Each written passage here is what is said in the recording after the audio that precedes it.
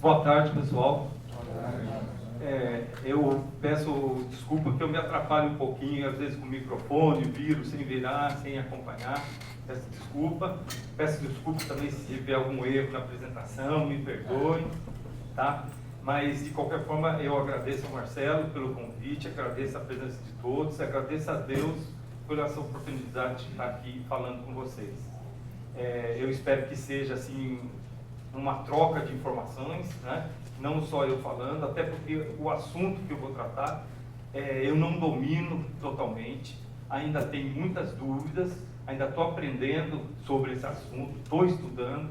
Ele é um assunto que me interessou muito, está ligado ao nosso trabalho, e até se alguém tiver alguma informação que puder ajudar e contribuir, seria muito bem-vindo, tá?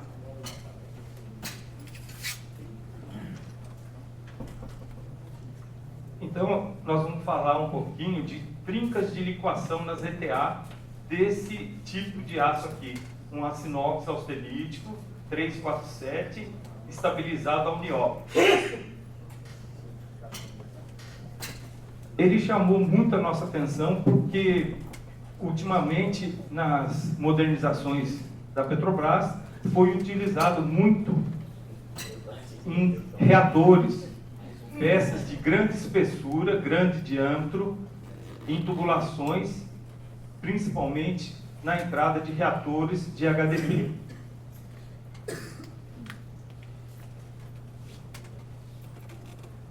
Só para a gente fazer um apanhado assim de como a gente chegou nesse aço, como que se iniciou a utilização do 347 estabilizado, eu vou fazer uma rápida revisão nessa condição. Então, na década de 20, mais ou menos, a Krupp começou a comercializar o 188, com o nome de KA2. E ele tinha em torno de 0,8 a 0,25 de carbono, sendo mais tarde ele foi limitado em 0,15. A gente vê aqui que é um alto teor de carbono. E de lá já começaram os problemas de sensitização e corrosão intergranular. Após esses ocorridos, a Krupp fez uma revisão e diminuiu o teor de carbono, dando o nome de KA2. E esse aço passou nos Estados Unidos a ser chamado 304 e o KA2 302. Mesmo assim, a gente pode ver que ele estava com teor de carbono em torno de 0,08, que seria o carbono dos aços austeníticos convencionais hoje aí, na faixa de 8. E o L a gente sabe que é em torno de 0,03. Então, era um carbono alto ainda.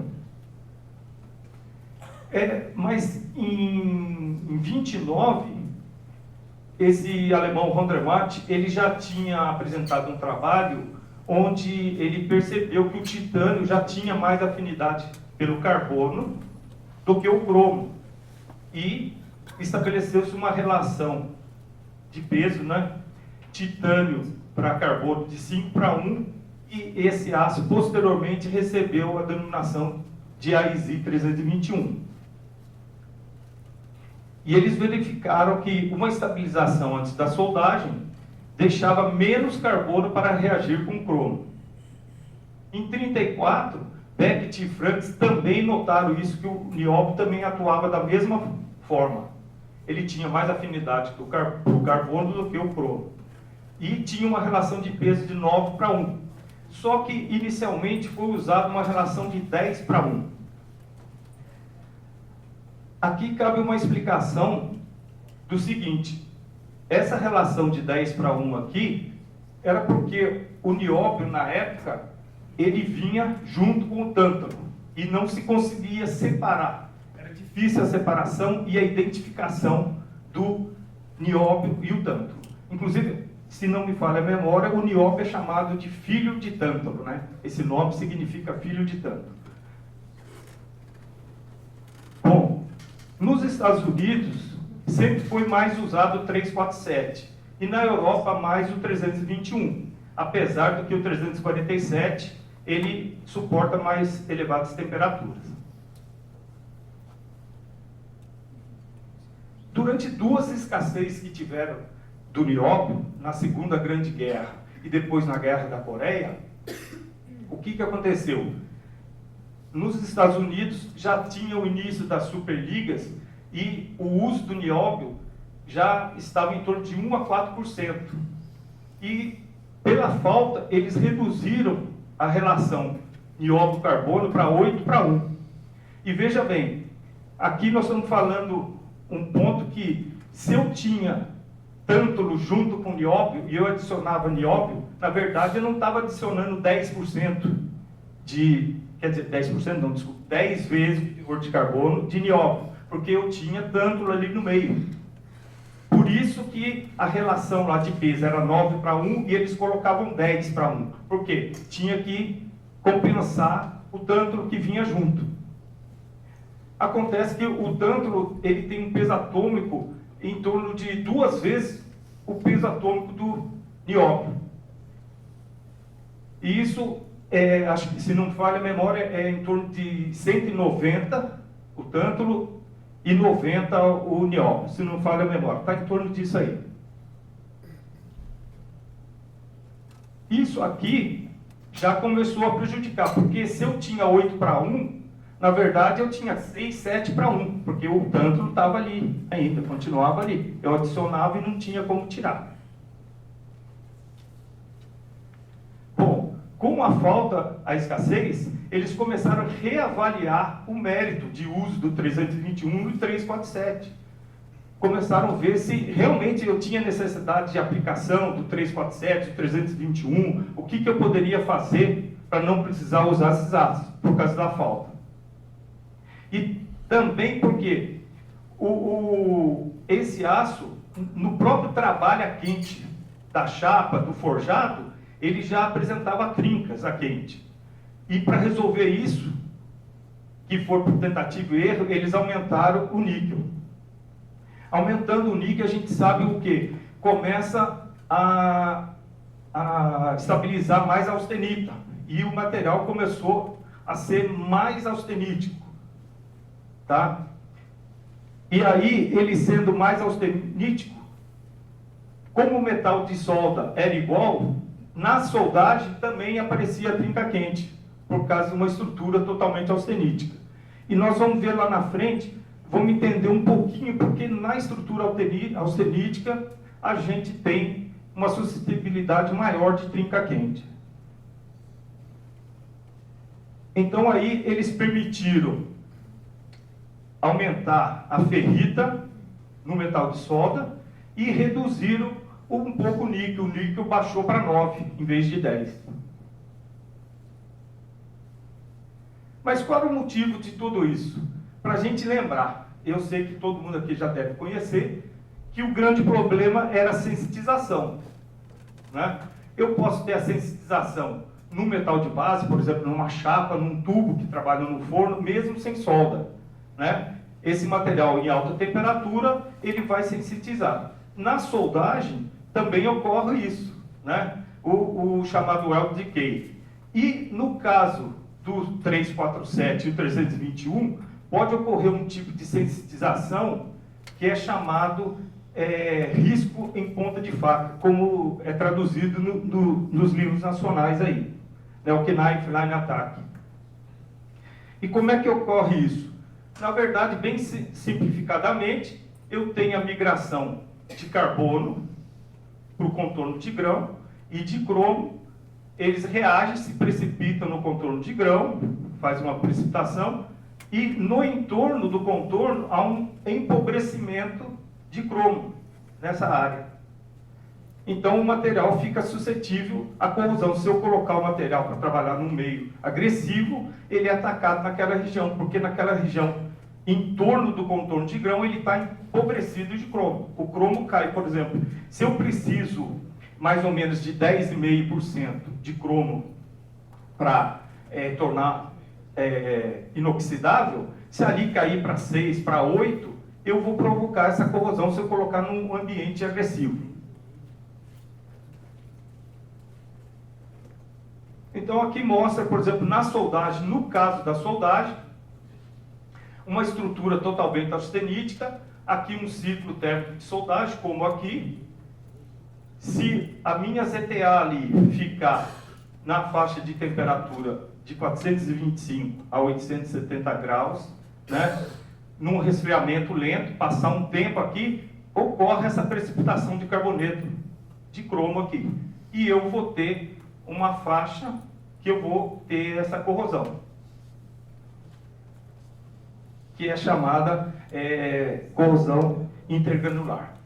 Uma das coisas que a gente precisa ter em mente é o seguinte: em muitos casos, quando eu trabalho em alta temperatura e quando eu não tenho meio aquoso líquido, eu não preciso ter tanta preocupação com a sensitização. A precipitação de carbonetos de cromo, ela não diminui tanto a resistência mecânica do aço, tá certo? Então, para altas temperaturas, a gente usa até ácido inoxidável, por exemplo, 304H, 347H, com mais alto teor de carbono, sem se preocupar com esse problema, porque mesmo ele sensibilizado, ele não vai sofrer corrosão granular, porque não tem o meio corrosivo, né? Aqui uma foto do AWS Handbook, que é uma foto bem clássica, mostrando aqui uma solda, né? Aqui a região que foi sensitizada e corroída. E a gente percebe que ela é a uma certa distância da solda, está bem na ZTA. Não é junto da solda e nem na solda. Então, para entender, para a gente não esquecer, aqui nessa figurinha eu tenho a corrosão intergranular, né, a sensitização e o ataque. O cromo está aqui, a região aqui está empobrecida. E aqui nós temos a função do nióbio e do titânio. O que eles vão fazer? Eles vão reagir com o carbono e vão tirar o carbono de solução da matriz. Então vai ficar muito pouco carbono para reagir com o cromo, tá certo? Então, na verdade, um 347 e um 321, eles vão se comportar como se fosse o quê? Um aço inoxidável de grau L. Porque o carbono livre que vai estar na matriz é muito pouco, é muito baixo, porque a maioria está ligado com o quê? Com o nióbio e com o titânio, carboneto de nióbio e titânio. Então, essa é a função básica do 347, com relação à corrosão. Mas ele também é usado, por exemplo, para fluência, né? E na fluência, a precipitação dos carbonetos de nióbio ajudam o quê? No aumento da resistência à fluência, porque eles travam a movimentação de discordância. Esses carbonetos vão travar a movimentação de discordância, tá?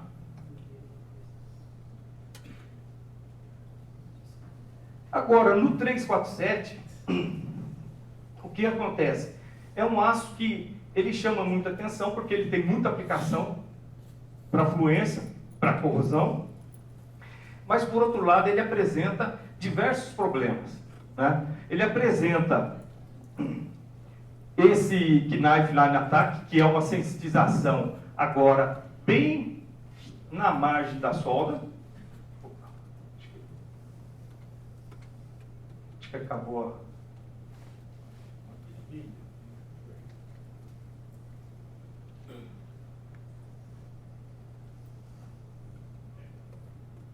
Bom, vamos continuando assim.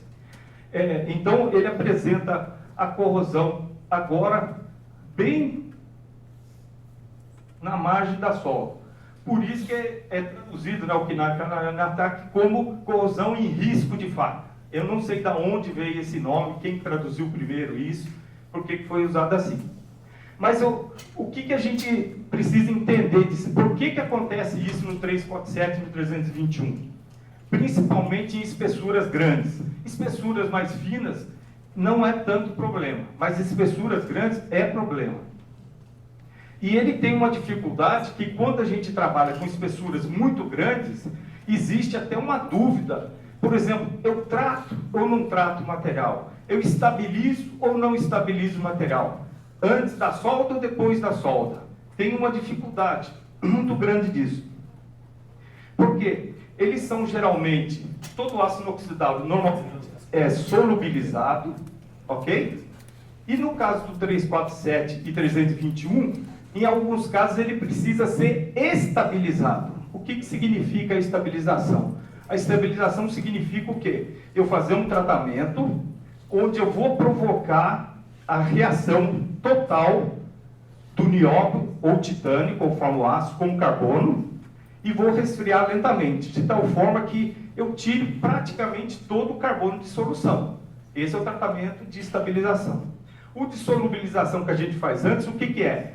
É subir a temperatura, lá por volta de 1100, 1150 graus, e resfriar rapidamente. Na solubilização eu estou fazendo o quê? Eu estou tentando dissolver todos os carbonetos, tá certo? Homogeneizar a estrutura, então eu dissolvo, há uma difusão, tá certo? Há uma difusão, homogeneiza a estrutura e eu resfrio rapidamente para congelar aquela estrutura, uniforme e homogênea. Na sequência, eu viria fazer a estabilização, fazer a reação do nióbio e do titânio com o carbono. Aí eu estabilizo. Aí eu posso abaixar e esse aço pode trabalhar na faixa dos 400 e 800 graus, lá que eu não vou ter mais a sensitização, porque não tem carbono livre para o cromo reagir. Ok?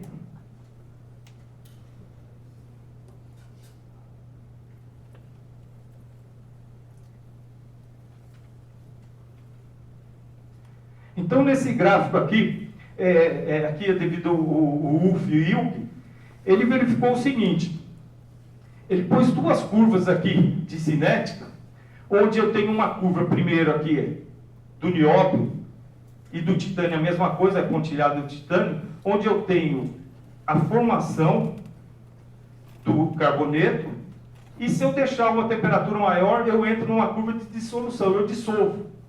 Se eu dissolver o meu elemento, o carboneto de nióbio titânio, e entrar na faixa de temperatura de sensitização, eu vou sensitizar. Por outro lado, se eu estabilizar, não passar a curva de dissolução e descer, eu posso descer tranquilamente aqui e não vou sensitizar.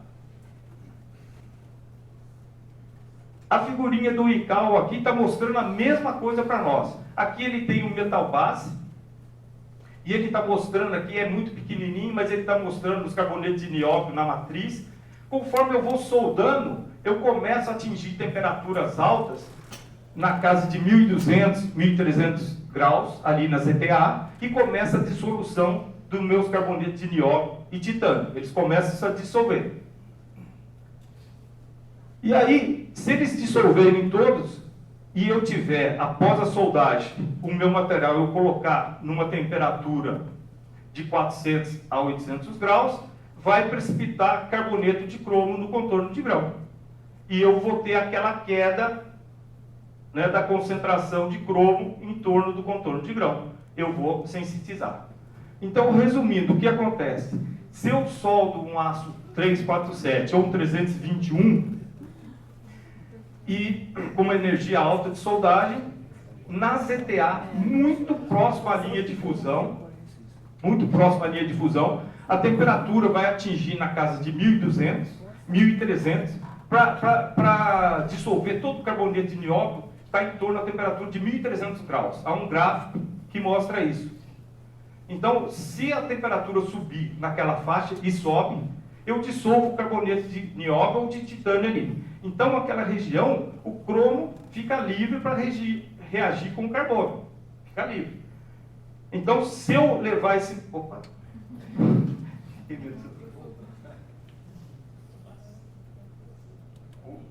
Agora saiu.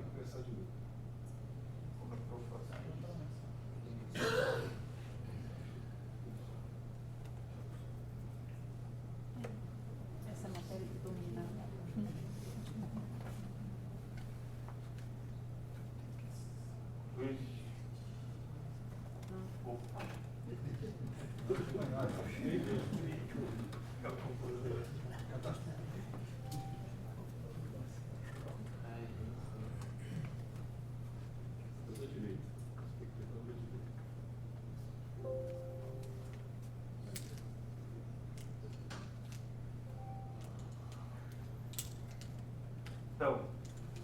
voltando aqui.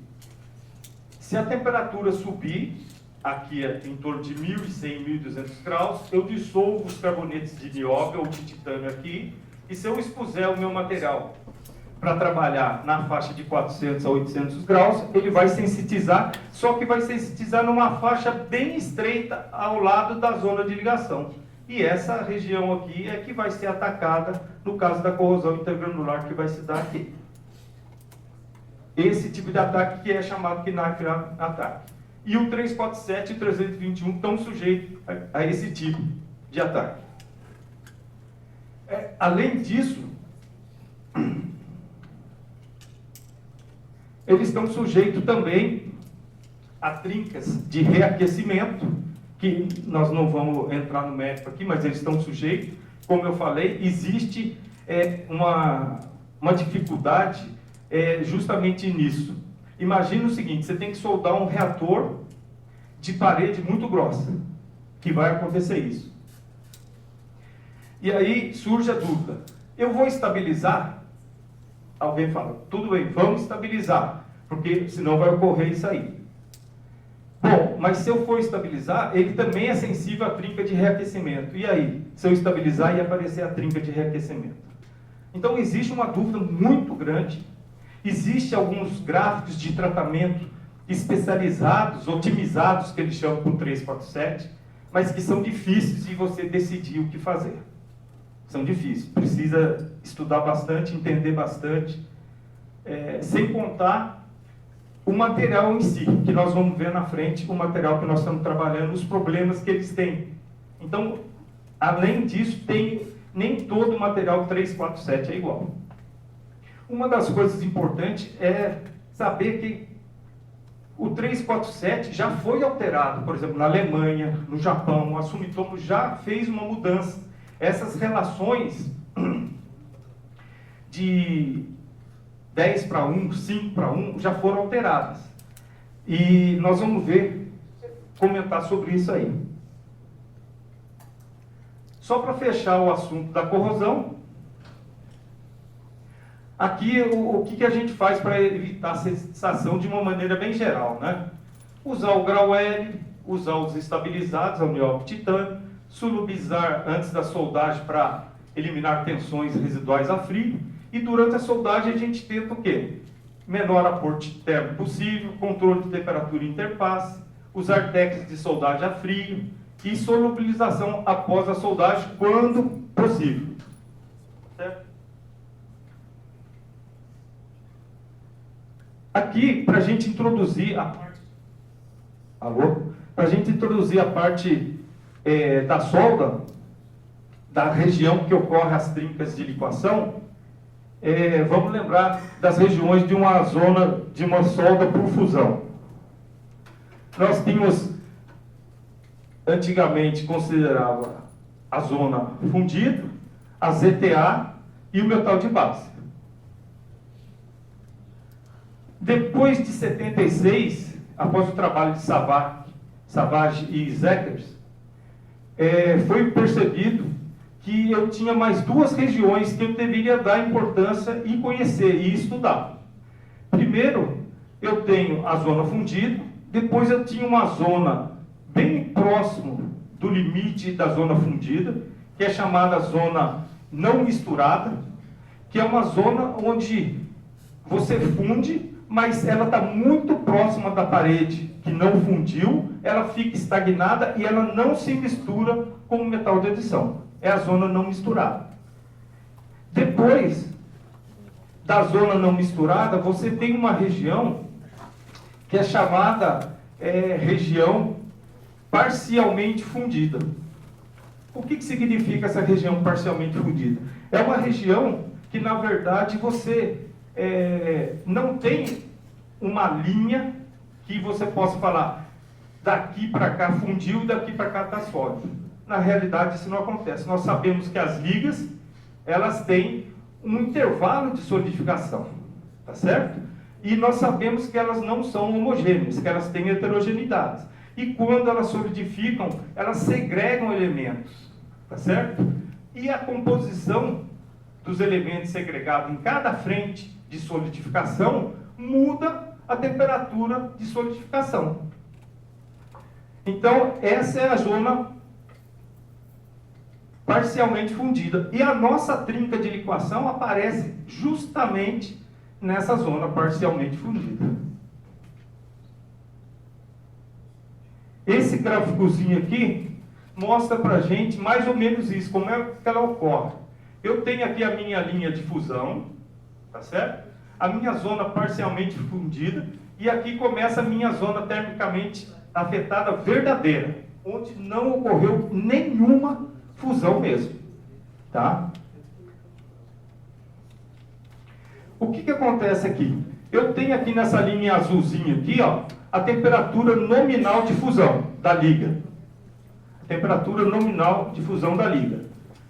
Mas eu tenho, conforme a variação de segregação da liga, eu tenho uma temperatura de fusão efetiva. Efetiva. Então, conforme a composição na frente de solidificação que a liga vai segregando os elementos, a composição na frente está mudando, então está mudando a temperatura de fusão. Então, nessa zona parcialmente fundida, eu tenho dois gradientes térmicos, um gradiente mais brusco e um mais suave.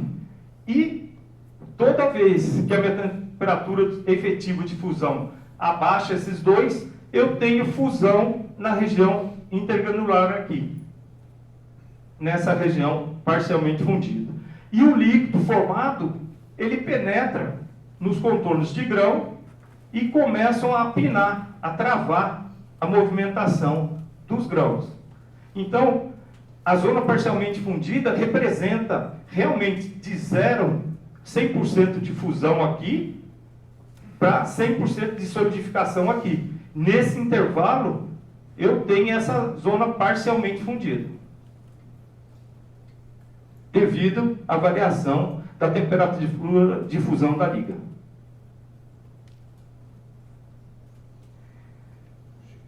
Como que a gente define a trinca de liquação? É uma trinca de alta temperatura, né, que ocorre na ZTA, adjacente à linha de fusão, tá certo? E que está associado ao quê? À formação de filmes líquidos no contorno de grão. Em soldas multipasse, ela pode ocorrer no metal de solda. Também, nós estamos falando na ZTA, mas ela pode ocorrer no metal de solda. Por quê? Em soldas multipasse, quando você faz um passe, ele solidificou. Quando você vai dar o passe subsequente, aquele passe de baixo, você vai criar uma ZTA nele. Então, naquela ZTA que você está criando, no passe anterior, você pode ter essa condição aí, tá? Mas ela é mais proeminente, aparece mais na ZTA. E as ligas mais suscetíveis: ligas de níquel, ácidos ferríticos, superligas à base de ferro, ácido inoxidável austenítico, que é o caso do 347, 321, e ligas de alumínio. Aqui, duas figurinhas, uma do Lancaster e uma do Thomas Juno, que mostra bem claramente as trincas de liquação. Então, eu tenho a zona fundida aqui, e ela saindo da zona fundida, tá certo? Para a ZTA. E aqui da mesma forma. O que é interessante e importante nessas trincas? Ocorre na zona parcialmente fundida. A extensão dela, inicialmente, é de alguns grãos até alguns milímetros. Difícil detecção. Aqui está o perigo. Você solda, faz, aparentemente está tudo bem. Com os ensaios convencionais, você não detecta e ela vai para o seu equipamento trabalhar. Isso é uma das coisas que preocupa. E aí ele vai trabalhar em alta temperatura, vai trabalhar em ambiente corrosivo, tudo, e você não detectou aquilo lá, mas ela está lá. E dependendo da liga, podem ser muitas trinquinhas dessas.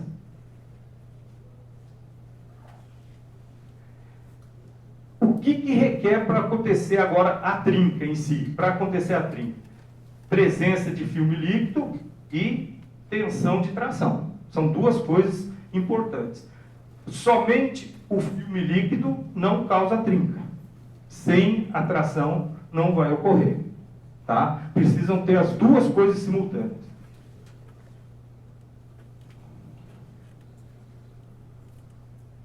Os mecanismos que explicam a trinca de liquação ainda são meios contraditórios, ainda tem bastante teoria e discussão sobre o assunto.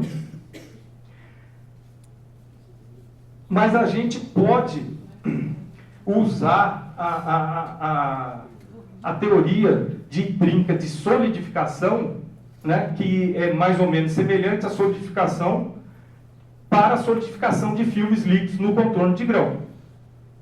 Então, alguma coisa que é importante aqui, ó, molhabilidade do líquido como substrato no contorno de grão e a microestrutura suscetível, líquido no contorno de grão e fase sólida da matriz, tensões de tração, como nós falamos. Por que é importante a molhabilidade? E aí a gente vai entender algumas coisas lá atrás. Se o líquido penetrar no contorno de grão e ele não molhar os dois contornos totalmente, a trinca não ocorre, porque ou ele vai ficar para um lado ou para o outro, não molha o outro. Ele não trinca. Então, por exemplo, isso depende da energia interfacial. Então, energia interfacial muito alta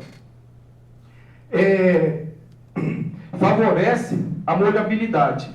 E energia superficial baixa favorece a não ocorrência da trinca. E onde que a gente acontece isso? Por exemplo, uma liga austenítica. Você só tem grão de austenita. Grãos iguais, fase igual, austenita e austenita. A trinca de solidificação ocorre muito nas ligas totalmente austeníticas, onde você tem grão de austenita e austenita. Quando você tem ligas que tem um pouco de ferrita, que você vai ter o grão austenítico e ferrítico, a energia interfacial é baixa. E você tem menos possibilidade de ocorrer a trinca. Uma das coisas que a gente sabe disso é que a gente sempre solicita uma quantidade de ferrita na solda do austenítico. A gente não pede sempre? Tem lá, de 4 a 8 de ferrita na solda e tudo mais. Então, uma das questões é essa aí, está envolvido. É lógico que tem outras coisas. Tem o modo de solidificação, que é importante também, mas uma das coisas é isso aí. Você tem duas fases diferentes e a energia interfacial é baixa e você não ocorre a molhabilidade dos dois contornos. Já no austenítico vai ocorrer a molhabilidade total.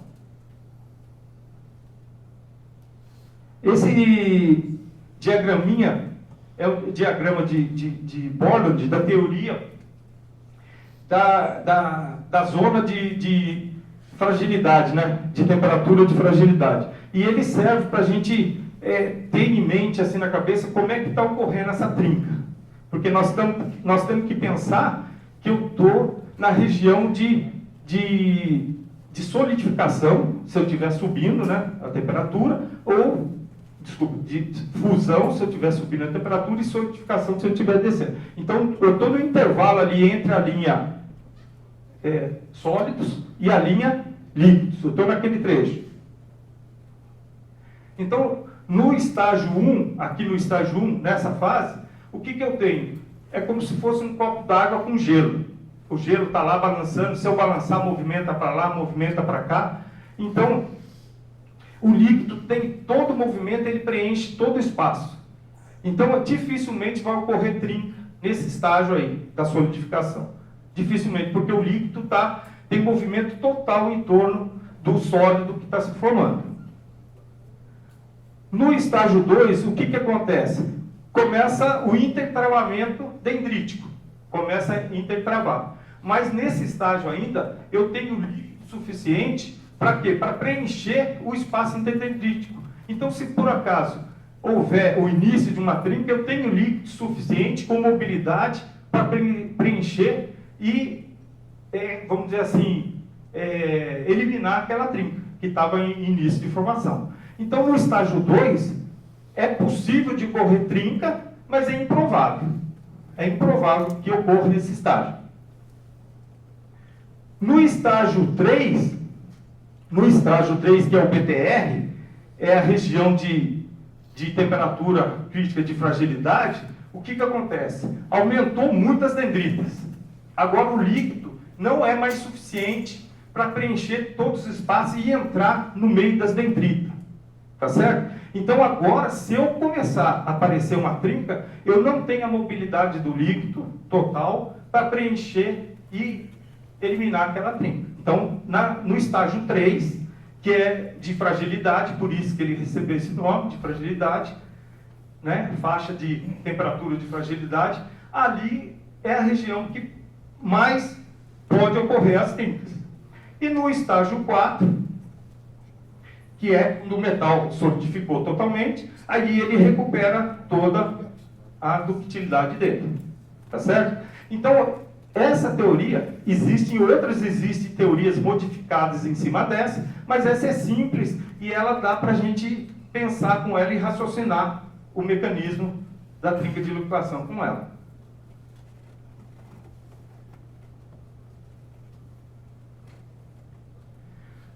Um dos mecanismos de trinca de solidificação, primeiro, que foi estudado, ele diz respeito ao mecanismo de penetração e ele está ligado com o quê? Com a liquação constitucional.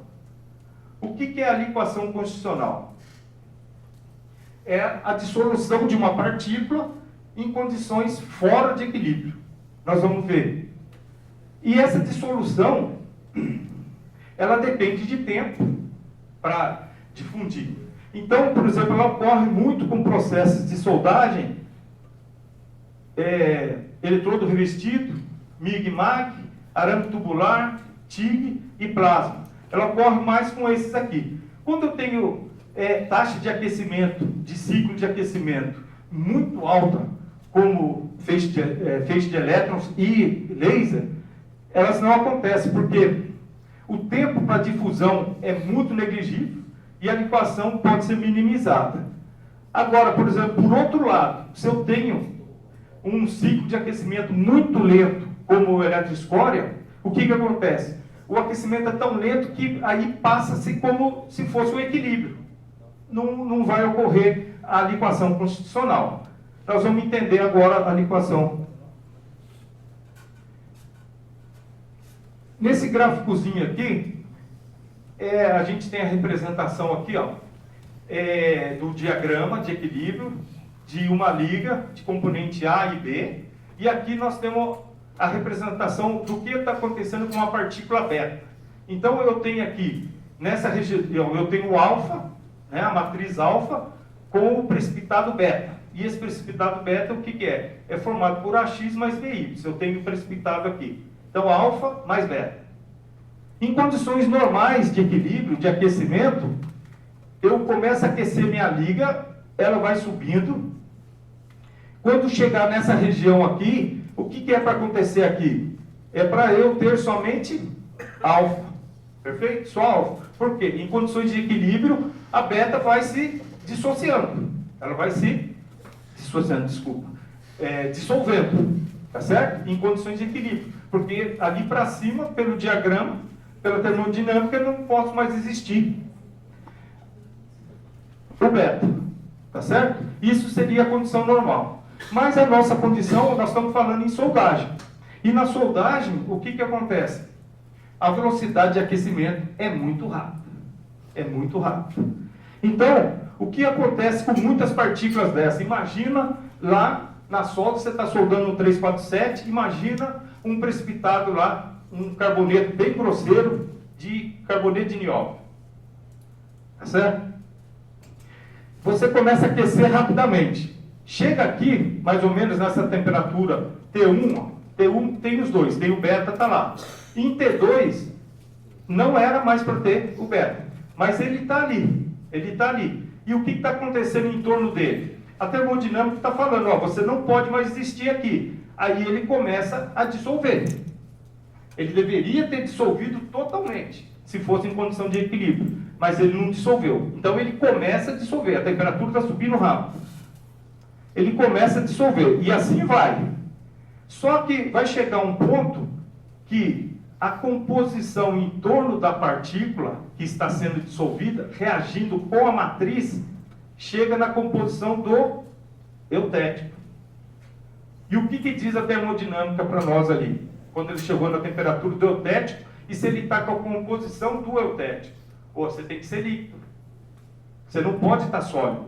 Você tem que ser líquido. E isso nós estamos imaginando que nós estamos subindo a temperatura rápida. A ZTA está subindo, disparando. Então, a termodinâmica está falando para nós, olha, essa composição em torno da partícula aqui, que tem a composição do eutético, tem que ser líquida.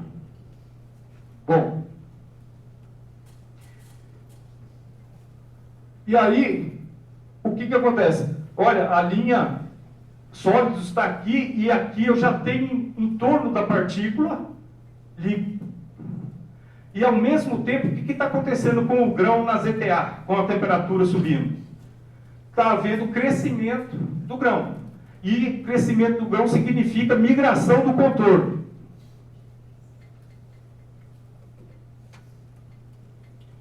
Migração do contorno de grão.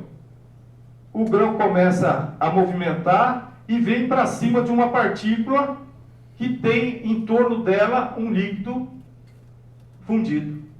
Quando o grão troca a partícula, o líquido penetra no contorno de grão. Tá certo? Isso aí é o fenômeno, o mecanismo que explica a trinca por liquação para ligas que têm partículas que sofrem liquação constitucional. Ok? Aqui tem uma foto do Dixon mostrando aqui uma partícula, né? E o líquido penetrando no contorno de grão aqui. Essa condição aqui é a condição que ocorre, né, de liquação constitucional quando eu tenho partículas que sofrem essa liquação. Que partículas nós estamos falando? Primeiro, nós estamos falando aqui, para nós que interessa, o MC, que é carboneto de nióbio e carboneto de titânio. Mas tem outras partículas que sofrem o mesmo problema. Quais ligas que mais acontece isso? Essas ligas aqui, a base de níquel, ácido inoxidável, acontece muito esse problema. Por quê? A maioria delas tem nióbio. A maioria delas tem nióbio. Bom, mas foi observado que existem trincas de liquação em ligas que não têm partículas que sofrem liquação constitucional. Tá? Então, como nós vamos explicar agora? Pô, você tem trinca de liquação, mas ele não tem partícula que sofre a liquação constitucional. Bom, então, tem uma teoria da segregação que ocorre ou durante o ciclo térmico ou na produção do material. Seu material tem muito elemento segregado, muita impureza, que já está no material quando você vai soldar, ou esse material pode estar também já dentro do contorno de grão. Essa impureza pode já estar dentro do contorno de grão. Então tem três mecanismos que são previstos para explicar isso. O primeiro é o de varredura de contorno de grão, o outro é de difusão em duto ou pipeline, e o de gypsum. Esse aqui de gypsum, ele é estático. O próprio Liboto fala que ele deve ser encarado como tal, porque como você na ZTA você tem uma cinética, tem movimentação, e de gypsum é estático, então ele não é muito considerado para explicar.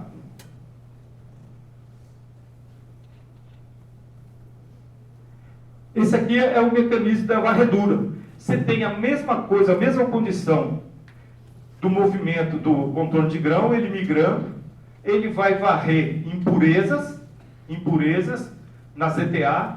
Muitas das impurezas vão ficar no contorno de grão, vão formar um eutético e vão fundir. Tá certo? E ali vão ter elementos que ficam no contorno de grão e tem elementos que não ficam. O grão passa varrendo e alguns ficam para trás e outros não. Daí que vem o nome que os japoneses deram de contorno de grão fantasma. Vocês já ouviram falar disso?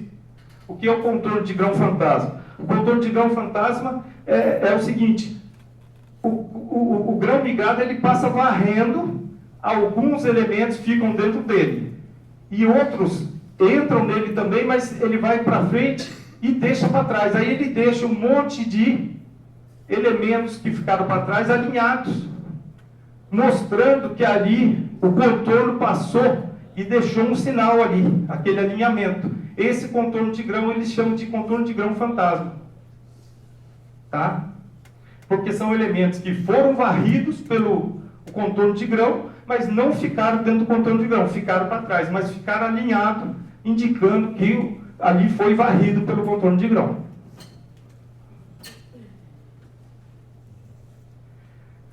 O mecanismo de pipeline, ele é explicado do seguinte: da própria poça de fusão, quando eu estou com o metal fundido, ele pode achar um caminho entre as dendritas e migrar para ZTA, dentro de um contorno de grão.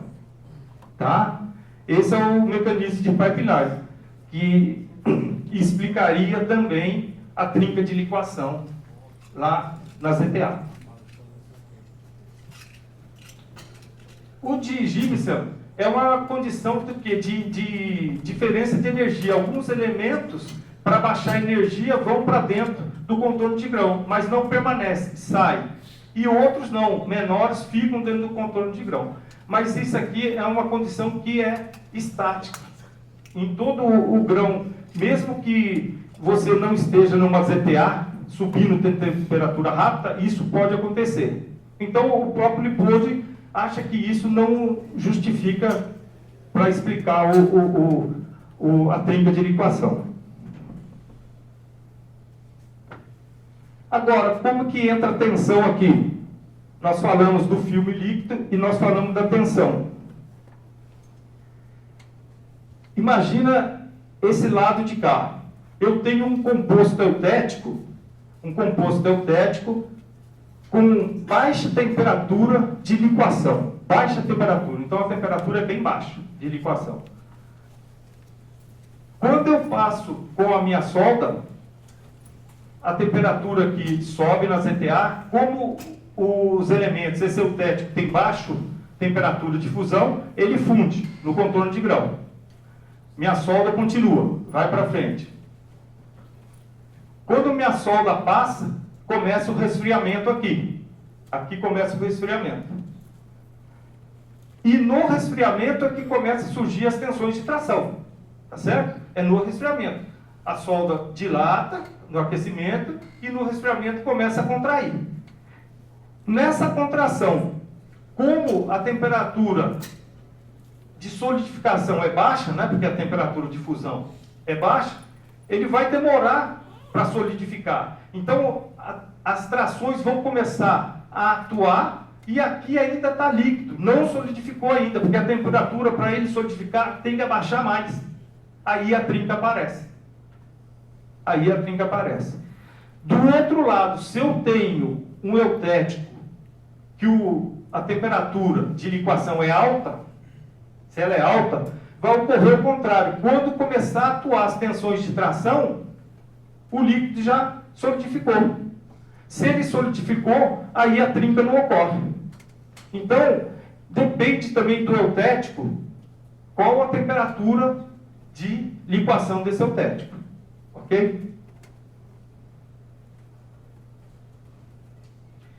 Como eu falei lá da mudança dos ácidos, os japoneses mudaram, os alemães mudaram, o 347, Cullen estudou aqui em 1962, ele estudou a temperatura de liquação de várias 347.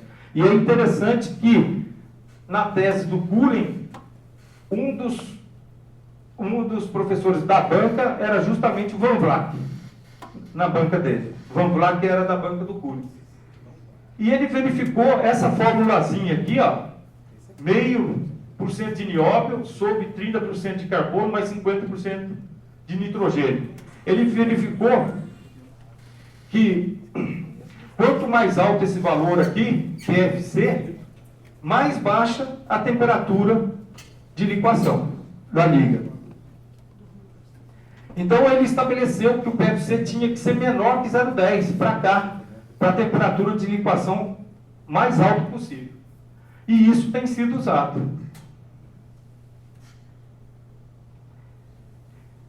Hemel também estabeleceu o seguinte, estabeleceu um gráfico que liga a ferrita delta com um número que ele chama de liquation number, usado para os metais de adição, e o tamanho de grão STM. Então, a gente olhando aqui no gráfico, a gente percebe o quê? Ó? Se eu tenho ferrita delta de 0 a 2, olha aqui, o meu tamanho de grão, a STM está em torno de 3. Então, ferrita 0,2, eu preciso ter tamanho de grão acima de 3, para não ter trinca. Tá certo? Se eu tiver tamanho de grão 2, 1, eu vou ter trinca. Se eu tiver ferrita delta de 2 a 4, ó, tamanho de grão mais ou menos na mesma faixa, 3. Mas eu aumentei a ferrita delta. A curva se deslocou para lá. Eu posso ter um liquation number maior, que eu não vou ter trinca. Se eu aumentar o teor de ferrita delta, ó, de 4 a 8, a curva se deslocou mais para lá. Eu posso ter um liquation number maior, tá certo? E não vou ter trinca. Só para ilustrar, a Fluor e a PCL, numa soldagem de parede, de tubo de parede grossa, ela usava um liquation number de 25. Nesse trabalho aqui do mestre aqui, ele mostra isso.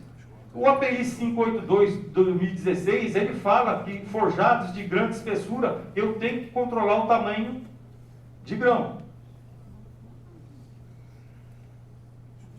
A DEP da Shell 306010, o World of Metals, ela mostra o seguinte, ó. Para metais de adição 347XX ou vareta, estabilizado ao nióbio. Nióbio, ela estabelece uma condição e dá a relação nióbio-carbono, ó, 13 ou maior, para aplicações acima de 500 graus, tá certo? Para ter espessuras acima de 14. Acima de 14, eles já estão exigindo isso. Essa relação NBC 12 para aplicações abaixo de 500 e espessuras menores. E estabelece, ó, liquation number menor que 30 para FM maior que 8. Liquation number menor que 25 para entre 5 e 8. Ferrite number. E a fórmula do liquation number que eles aplicam conforme WRC 421. E aqui, só para... Nós já estamos indo para o final, o material que nós testamos. Esse aqui é o tubo de 347 que nós testamos, uma espessura na casa de 35 milímetros de espessura. Aqui são as chapinhas que nós fatiamos do tubo, foram fatiadas, tá certo? Essa montagem aqui foi feita para fazer o tratamento térmico, tá? O resultado que eu vou apresentar primeiro é só do que não foi tratado ainda, então é o material como recebido, tá? Então, na macrografia a gente vê o material, ó, a gente já vê uma segregação enorme aqui dentro, no centro, tá? Aqui a gente vê a microestrutura, vê bastante precipitação de nióbio, mas a gente vê já estruturas que sofreram liquação já no tubo. A gente vê aqui, ó, a gente já percebe aqui, no metal de base. Aqui a gente vê carbonetos a teste de nióbio. Esse aqui eu comparei muito com alguns trabalhos do Padilha, e a gente viu que é carboneto de nióbio e eutético já. Eles reagiram com a matriz já. E aqui a curva que nós levantamos para o material na ductilidade a quente. Nós levantamos a curva on heat e on cooling, para determinar essas temperaturas aqui de temperatura de recuperação de ductilidade, temperatura de ductilidade nula no aquecimento, a NDT, e aqui a temperatura de resistência nula. Esses três aqui. Um dos index para calcular a susceptibilidade é o NST menos o DRT. E nós vamos ver que o nosso material, ele apresentou um comportamento muito estranho, muito estranho.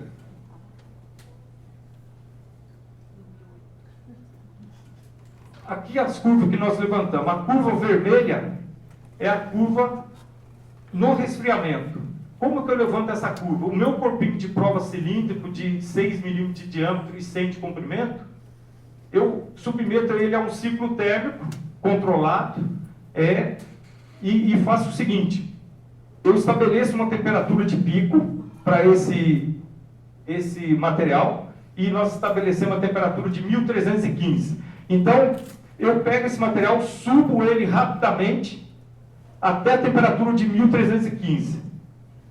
1 minuto e desço a temperatura, por exemplo, de 1000 graus e rompo ele. Pego um outro corpo de prova, subo a 1315, desço a 1100 e rompo ele. Subo a 1315, desço a 1200 e rompo ele. Vou fazendo assim. E no aquecimento ao contrário, eu já pego o material, subo ele no ciclo térmico de soldagem na ZTA, programado na máquina, subo, por exemplo, a 1300 e rompo. Subo a 1200 e rompo. Subo a 1100 e rompo. E construo essas duas curvas. Então aqui eu vejo o seguinte: a minha DRT e o NST estão muito próximos, porque o NST é o NDT mais ou menos 20, 30 graus. Então eles estão muito próximos. Isso aqui era para indicar, quando está muito próximo o NST e o DRT, baixa suscetibilidade à trinca de liquação. Era para indicar baixa suscetibilidade, mas não é o que aconteceu nos resultados. Aqui, 3 corpinhos de prova que nós fizemos. No aquecimento, subi a 1000 graus e rompi. Ele apresentou bastante deformação. Subi a 1220 graus e rompi. Já diminuiu. A 1315, praticamente zero de ductilidade. Não teve ductilidade mais nenhuma. Aqui no resfriamento, eu subi a 1315, 1 segundo, baixei a 1000 e rompi. Então apresentou bastante ductilidade, mas já menos do que no HIT. Aqui eu subi a 1245, 1315, baixei para 1245 e rompi. E aqui subi a 1315, baixei a 1300 e rompi. Então ele foi perdendo ductilidade da mesma forma. E aquele, só que as temperaturas NST e DRT deram muito próximo. E esse índice diria para nós o quê? Ele é altamente resistente à trinca de liquação. Mas o resultado não está mostrando isso. E tem mais um detalhe. As nossas curvas, voltando aqui, as duas curvas nossas, elas descem direto. Tanto a on-hit como a on-cooler, elas descem direto. Elas não sobem. O esperado aqui seria a ductilidade começar a crescer e depois cair. Começar a crescer e depois cair. E as nossas estão caindo lá.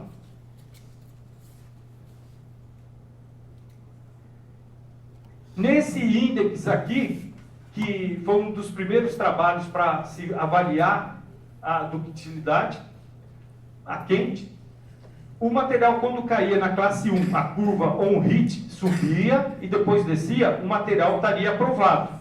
E a curva on-cooling daria mais ou menos como essa azul aqui, todas.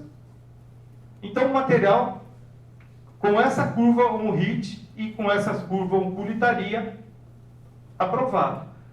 Com essa curva on-hit caindo direto, como o caso do nosso lá, está reprovado. Então o resultado lá do índice NST mais DRT não está batendo com o resultado aqui das curvas de indicação. Quer dizer, nós vamos ter que estudar um pouquinho mais para entender o que está acontecendo aí. Aqui, um primeiro corpinho eu coloquei aqui só para a gente ver as fotos. O primeiro on-hit a 1000 graus. Ele apresenta grande ductilidade, a gente vê bastante dimples aqui.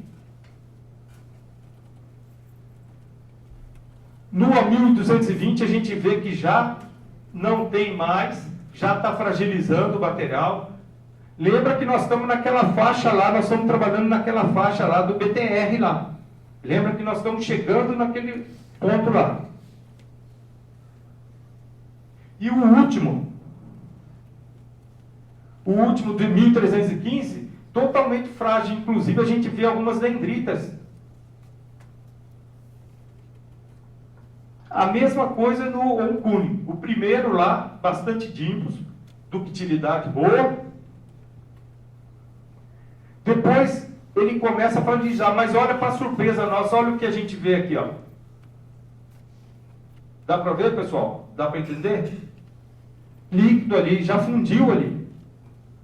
A gente está vendo líquido ali já.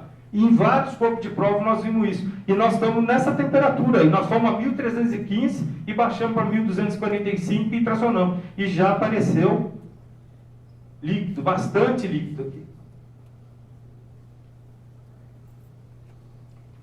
Nesse aqui, a 1300 também, olha só. A gente já vê aqui, ó. Ocorreu bastante fusão aí. Aqui é o esqueminha da máquina utilizado, né? A Glibo 3800 que a gente usou. Aqui o corpinho de prova, os termopares. Aqui um exemplo do rompimento. Aqui mostrando uma outra com liquação aqui. E outro que a gente vê, olha gente, dendritas mesmo aqui, ó, no corpo de prova. Bastante. Então a gente ficou sem entender, mas a gente está lembrando o quê? Nós vimos no metal base liquação, a curva não bateu como o resultado daqui, e a gente então está aprofundando esse estudo para saber o que está acontecendo, porque tem bastante líquido aqui. Ok? E para finalizar, aqui tem um videozinho, ele assona aqui. Tem que apertar o pé.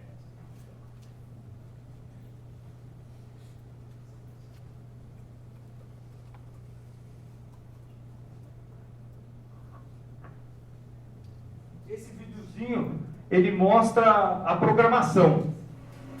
E aqui, ó, a programação mostra aqui, ó, a temperatura que ele vai é 1220. E ela vai aparecer aqui quando ele começar a contar no contador zero. Repare até que temperatura que vai aqui quando vai ocorrer o rompimento. Ó, começou a subir. Repare nessa temperatura. Ela tem que ir lá perto daquela lá.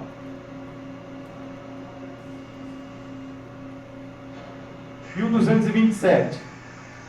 Ela foi programada para 1220, ela foi até do 1227, porque ela fica um segundo ali e desce.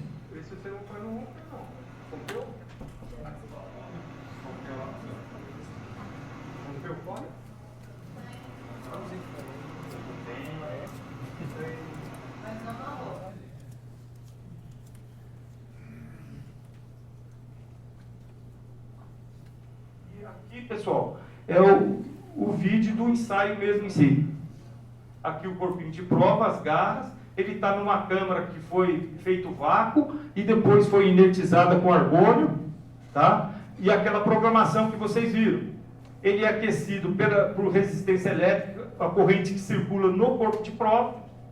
Ele é aquecido conforme o ciclo de soldagem programado, na velocidade de aquecimento da ZTA. Quando ele chega na temperatura, ele é rompido.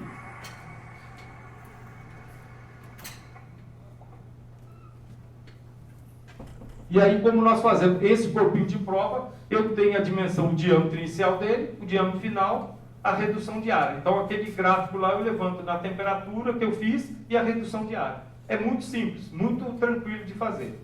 Só que, como não tem uma norma específica que defina isso, ocorre muito pessoas fazendo com uma temperatura, com outra, usando dados diferentes. Aí o que acontece? Para confrontar os resultados fica difícil. Agora tem uma norma ISO que está começando a estabelecer alguns critérios. Então, por exemplo, para você levantar uma curva, você tem que fazer 12 pontos na curva.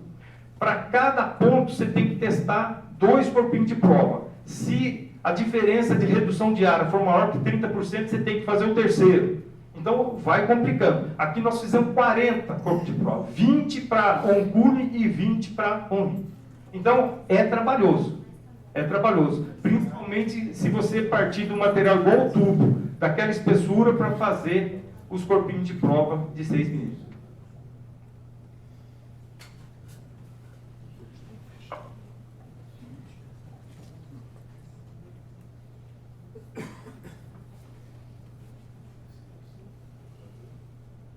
Aqui a bibliografia, se alguém quiser, e aqui para finalizar. Muito obrigado a todos aí, desculpe pelo atraso e passar da hora.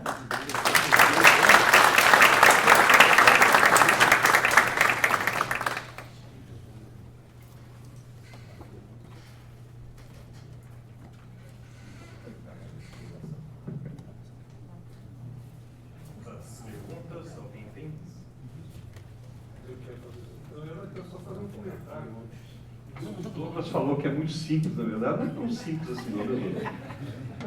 O trabalho desse é um trabalho bacana demais, né? A começar pela Glibo, acho que você deixou a gente de surpresa. Estava eu e ela aqui. Que máquina que ele usou para fazer o ensaio? Devia ter colocado lá no começo. Eu usei uma Glibo. A Glibo é um equipamento fantástico. Esse equipamento é da Petrobras?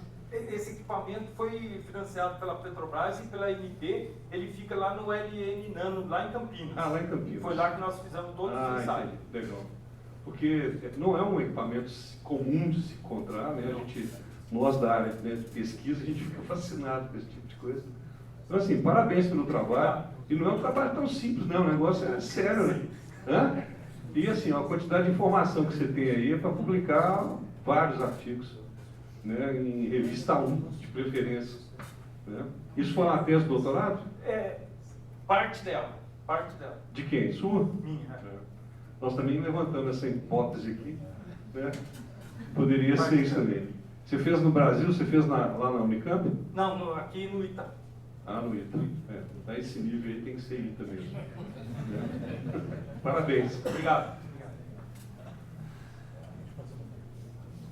Esses negocinhos. Um eletrodinho, sondando, respingo só. Teodoro, parabéns.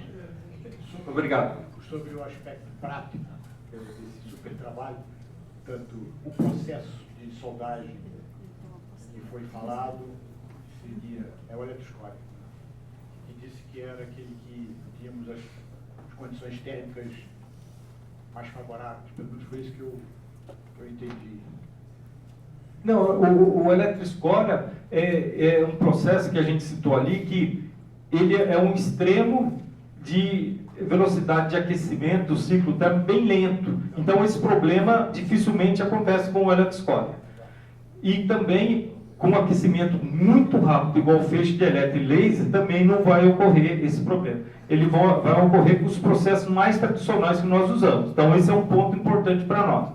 E o outro ponto importante para nós é o seguinte: como a gente trabalha na refinaria com manutenção, e surgem muitas condições de reparo desse material, nós temos que conhecer, saber o material que nós estamos soldando, porque a gente faz muito reparo, inclusive em operação, tá certo? Desses materiais, e muitas vezes você começa a soldar e aparecem trincas, aparecem problemas que você nem imagina por que está surgindo aquilo, por que está acontecendo aquilo, a gente não tem ideia. Então, para nós, assim, é de muita aplicação.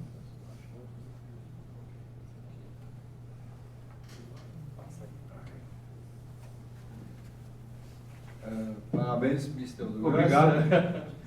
Bom, eu quero perguntar para você, porque eu já fiz esse tipo de trabalho nas refinarias em Rotterdam, na ESSO, tá? Mesmo problema com esse material 347, é um tubo de 24 polegadas com espessura de 66 mm de 347. E nós fizemos dois tipos de junta, chanfro em V e chanfro em J. Tá? E no chanfro em V, nós tínhamos as instruções a seguir por cada 10. Em cada 10 mm de espessura, a gente usava parâmetros diferentes. Tá? Até. Está falhando, né? É. Bateria? Bateria. Então, os resultados foram muito positivos, porque a gente fazia trabalho também durante a manutenção dos equipamentos. Mas depois fizemos um estudo comparativo com a mesma junta, com chanfro em J estreito, tá? E Grava assistente da luz. Levanta e... Usa esse aqui, ó. Então, nós fizemos depois a mesma junta com chanfron e jota, tá? E utilizamos a solda com a passa estreita, e os resultados foram superiores. Então, eu quero saber, você usou que tipo de chanfron lá nos testes que você fez e que processo de solda você usou? Na verdade, eu não fiz as soldas. Ok. Eu peguei um tubo que nós usamos nos nossos equipamentos que foram comprados, mas a solda que tinha no tubo, ele era um tubo com costura, acho que deu para ver na foto lá, mas era um tubo com costura. E a solda lá no tubo era arco submerso. Solda arco submerso. Tá? E era chanfro duplo V, foi soldado pelos dois lados. Tá?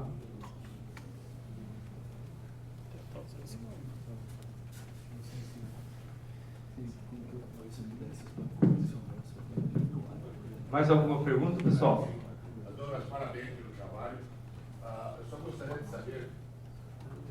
Eu gostaria de saber se vocês chegaram a evidenciar alguma coisa em relação àquela segregação que o tubo apresentava na parte central da espessura.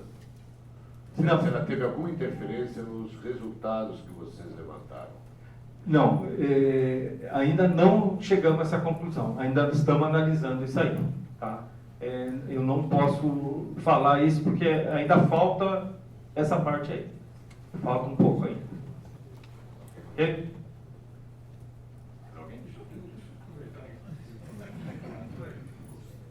Só por curiosidade também, com relação ao ensaio da Glibon, né? Você controlou a taxa de resfriamento? Qual que foi? A mesma para todos? Não, o aquecimento do ciclo térmico. O aquecimento no ciclo térmico, nós programamos com um ciclo térmico linear, que é o que o LiPold usa. 111 graus centígrados por segundo. Tá? Subindo direto, parando um segundo e descendo. Aí, na descida, 50 graus centígrados por segundo. Tá? Os copos de prova, você tirou os copos de prova longitudinais, né, do tubo. Longitudinais. Você evitou, obviamente, região de segregação. Mas com certeza pegou, né? Porque eu tirei eu fatiei o tubo todinho. Sim. Muito Qual que era o diâmetro do corpo de prova? 6 milímetros. 6 milímetros. Você cortou com a eletroerosão ou usinou Não. direto? Nós fizemos aquelas chapinhas, seccionamos assim, Ah. todinho. E depois, Seccionamos o tubo na parede, assim, ó, tirando aquela chapinha, assim, longitudinalmente. E depois da chapinha, de cada chapinha, nós tiramos 3 barrinhas redondas. Uma ficou exatamente no meio. Com certeza. Esse é um ponto que vai ajudar a gente a analisar aquilo lá. O teu chão foi da duplo, não é? Mas eu não fiz, eu cortei, tenho barrinha da solda ainda para testar, mas esses testes aqui foram só com a região do metal base, não envolveu a solda ainda, tá? Não envolveu a solda. tirou 3 da espessura, o do meio, obviamente, deu diferença. Ok? Mais alguém?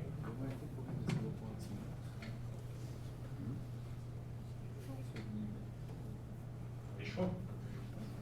Estou à disposição, pessoal, tá? Eu vou deixar com o Marcelo o meu contato, se alguém quiser fazer algum contato, colocar mais uma questão depois, fique à vontade, eu deixo meu e-mail e tudo, e estou à disposição. No que eu puder ajudar, sem dúvida nenhuma, eu vou colaborar. E a sua apresentação vai ficar liberada? Vai ficar, porque como é um trabalho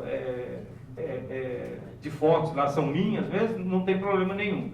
E as que não são, tem todas as referências lá. Tá?